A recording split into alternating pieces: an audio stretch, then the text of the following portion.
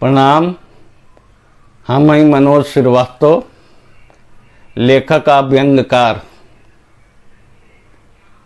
इन्हें मन बड़ा अजीब सा भइल बा।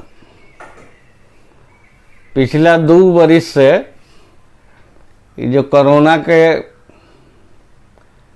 लाशा ठागा लागल बा, उसे सामाजिक जीवन पर बड़ा असर पड़ल बा। 2 साल से कोनो सामाजिक कार्यक्रम ही नहीं होत, ना सामाजिक कार्यक्रम होता, ना साहित्यिक कार्यक्रम होता, लगभग ठप पड़ल बा। ना तो देखी ना, हर साल हमरा साल में 5-10 को सम्मान मिल जात रहे।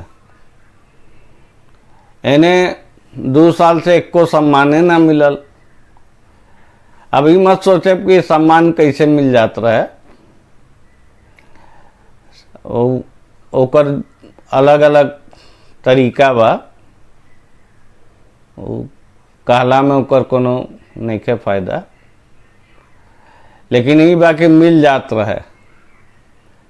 लेकिन इन्हें तो सम्मान के 2 साल से कोरोना के वजह से टोटा हो गई बा। अब उसे का होता कि बुझाता कि 2 साल से आदमी एकदम निष्क्रिय हो गई बा।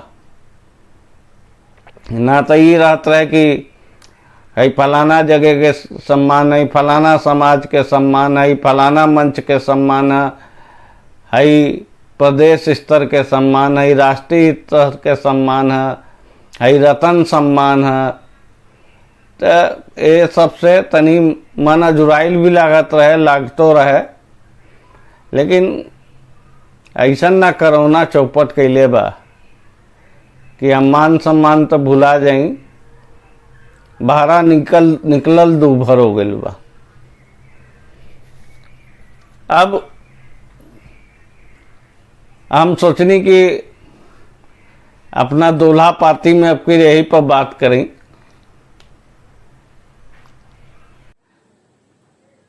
हाँ, जब कोनो आयोजने नहीं के होकर तो सम्मान तो दुलमे हो गइल बा। अब रउए बताई ना, कैसे बनी सम्मान के जुगाड़? माने पूछा था नहीं।